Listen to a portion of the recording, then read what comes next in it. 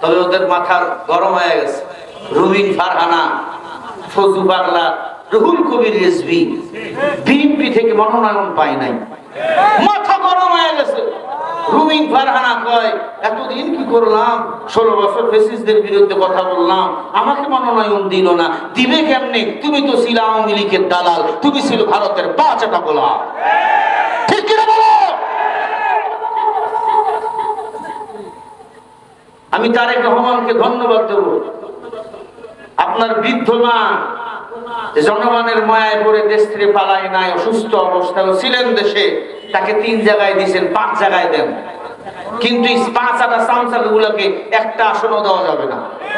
কথা বলেন না কেন? এরা পাগল হয়ে গেছে। আর তাছাড়া রবিউল ইসলাম নয়ন আলেমদেরকে রাজাকার রাজাকার বলে গালি দেয়। এই কুকুরটার মনে হয় জিব্বা ফিরে কুত্তার রাস্তা দেওয়া দরকার। তুমি শহীদি কাফলা বিরুদ্ধে কথা বলো, এই কলিজা তোমার কে দিয়েছে? নমিনেশন না পাইয়া, মনোনয়ন না পাইয়া পাগল হয়ে গেছে, বিক্ষোভ করতেছে, গাড়ি ঘোড়া ভাঙতেছে, গাড়ি ঘোড়া আগুন দিতেছে। তুমি কার গাড়িতে আগুন দাও? যেই জনগণ ম্যাডামের দেশ ছাড়া করতে ইচ্ছা করলে, সে জনগণ এখনো জিন্দা ক্ষমতা পাও নাই, পিঠির চামড়া একবার ছিঁড়াই ফেলবে। কার গাড়ি তোমরা আগুন দাও? জনগণের টাকা দিয়ে তোমাদের এমপি মন্ত্রীর বাড়ি বাড়ি বাড়ি গাড়িগুলো বানিয়ে দেওয়া হয়েছে। প্রশাসনকে বলবো, যারা আমার সোনার বাংলাদেশ, ইসলামের বাংলাদেশকে নিয়ে কুচক্র মহল যদি কাজ করে, এদের দাঁতগুলো ভেঙে দিবেন, পাগুলো ভেঙে দিবেন। এই জমিনে আর কেউ চাঁদাবাজি করতে পারবে না, পারবে না, পারবে না।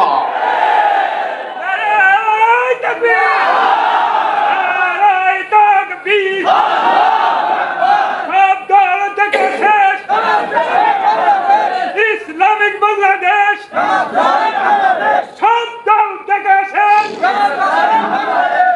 ভাইরা আমার, রুবিন ফারহানার মাথা পাগল হয়ে গেছে, এখন টকশে বইয়ে উল্টো পাল্টা বলতেছে। ফজু বাংলার মাথা নষ্ট, বিএনপির আরো কিছু পাতি নেতা আছে, এগো মাথা নষ্ট। আরে দল যাকে চেয়েছে তাকে মনোনয়ন দিয়েছে, পিকেটিং করো। তারেক রহমান আবার বহিষ্কার করা শুরু করে দিয়েছে। আমি বলবো, যারা আপনাদের বিরুদ্ধে কথা বলে বহিষ্কার করবেন, কথা বলে ঠিক কিনা? একটা অনুরোধ করে যাই, বিএনপি যদি কোরআন দিয়ে রাষ্ট্র চলে আমাদের কোনো আপত্তি নাই। তবে ওলামায়ে কিরাম যে দক্ষ হয়েছে, আওয়ামী লীগরে দেখেছেন, ধানের শীষকে দেখেছেন, একবার আলেমদেরকেও দেখা দরকার। আল্লাহ কবুল করেন, জোরে বলেন আমিন, আরো জোরে বলেন আমিন। কোরআনের পক্ষে আমরা থাকবো। ইন্নাদ দীনা ইনদাল্লাহিল ইসলাম, শান্তি দিতে পারে একমাত্র ইসলাম। একবার ইসলামকে দেখি না পার্লামেন্টে দিয়া, আমার মা আমার বোনকে আর কেউ টিজিং করে কিনা? একবার দেখি না? একবার দেখার দরকার আছে না নাই? জোরে বলেন, দেখার দরকার আছে না? একে একে শেষ করেছি, সবার দেখা হইল শেষ। দেখতে দেখতে গোল্লায় গেল আমার সোনার বাংলাদেশ। স্বাধীনতার বয়স পেরে 54তে পা দিল, নেতারা তো সবে পেল, আমরা বলো কি পেলাম? নেতাদের ঘুতাঘুতি, জনগণের কর্মশেষ। দেখতে দেখতে গোল্লায় গেল আমার সোনার বাংলাদেশ। একে একে শেষ করেছি, সবার দেখা হইল শেষ। দেখতে দেখতে গোল্লায় গেল আমার সোনার বাংলাদেশ। কথা বলেন ঠিক না ভাই? ঠিক। যে যায় আজি ক্ষমতাতে, সে হয় যেন কাদের কাকা, আমরা যেন কাদের বলদ, রয়েছে মোদের ঠাকা। তাই তো এবার সিদ্ধান্তটা নিতেই হবে মোদেরকে, কোরআনের বাংলাদেশ গড়তে হবে এবারে। ইসলামের বাংলাদেশ গড়তে হবে এবারে। একে একে শেষ করেছি, সবার দেখা হইল শেষ। দেখতে দেখতে গোল্লায় গেল আমার সোনার বাংলাদেশ।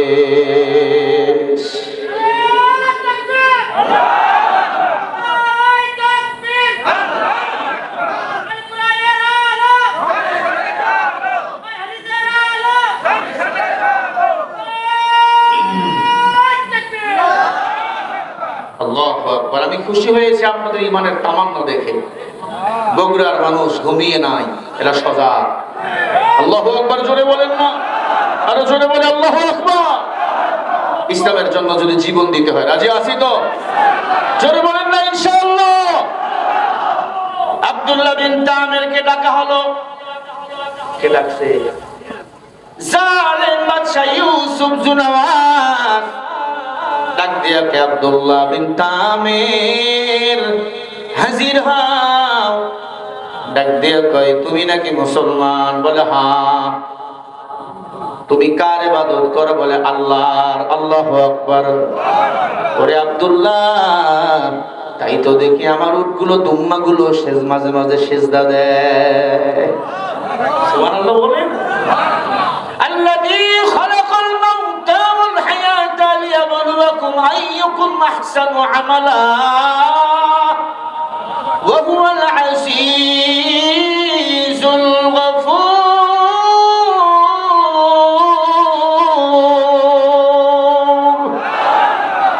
আমার হায়াত কার হাতে? মউত কার হাতে? আল্লাহ পাঠাইছেন অল্প সময় দিয়া নেক আমল করাবার জন্য। আব্দুল্লাহ বিন তামির ডাক দিয়া কয়, আয় জালেম, আমারে ভয় দেখাইও না। আমি এক আল্লাহর গোলাম, আমি এক আল্লাহকে ভয় পাই, আর কাউকে আমি ভয় পাই না। জালেম বাদশা ইউসুফ জুনাওয়াজ কয়, তোরে মেরে ফেলবো। কি কয়? মনে রাখবেন, আদ-দুনিয়া সিজনুল মুমিনিন ওয়া জান্নাতুল কাফির। দুনিয়াটা মুমিনের জন্য জেলখানা, কাফেরের জন্য বালাখানা। কত চাঁদা তুলবি তোল, দেখা হবে হাসরের ময়দানে। এই মুসলমান, মুসলমান মরণকে ভয় পায় না। মুসলমানের জন্য মৃত্যু হলো হাদিয়া। মৃত্যু কি? আব্দুল্লাহ বিন তামির কে হাতে পায়ে শিকল লাগাইয়া ডাক দিয়া বলে, আমার রব বলো। জালেম বাদশাকে ডাক দিয়া কয়, বাদশা, আব্দুল্লাহ বিন তামির এক আল্লাহর গোলাম, তোর মতো জালিমকে রব কখনো বলে স্বীকার করবে না। একদল সেনাবাহিনীকে বলল, একে তোমরা পাহাড়ের উপরে নিয়ে যাও। পাহাড়ের উপরে নিয়ে যাইয়া পাহাড় থেকে হাত বেঁধে ফেলাইয়া দাও, পা বেঁধে ফেলাইয়া দাও। হাজার হাজার মানুষকে ঢোল পিটাইয়া দাও। যারা আমাকে রব বলে মানে না, তাকে আমি বাঁচাইয়া রাখি না। ইউসুফ জুনাওয়াজকে আব্দুল্লাহ বিন তামির বলে, মারাবার মালিক তো আল্লাহ। পাহাড়ের উপরে নিয়ে গেল। আব্দুল্লাহ বিন তামির তাকায় দেখে, উপর পাহাড় থেকে দেখা যায় মানুষকে পিপলিকার মতো। হাতগুলো বেঁধে, পাগুলো বেঁধে জমিনে ছেড়ে দেয়। এবার আল্লাহু আকবার প্রাণ খুলে বলবেন। আব্দুল্লাহ বিন তামির পাহাড় থেকে নিচে পড়তেছে, আর ডাক দিয়া বলে, রব্বুল আলামিন আল্লাহ, তোমাকে রব মানতে যাইয়া এরা আমাকে ফালাইয়া দেয়। আল্লাহ, তুমি না মানলে আমি মরবো না, তুমি বাঁচাইলে কেউ মারতে পারবে না। আল্লাহ, তুমি বাঁচাইয়া দেখাইয়া দাও, তুমি মালিক আমার আল্লাহ।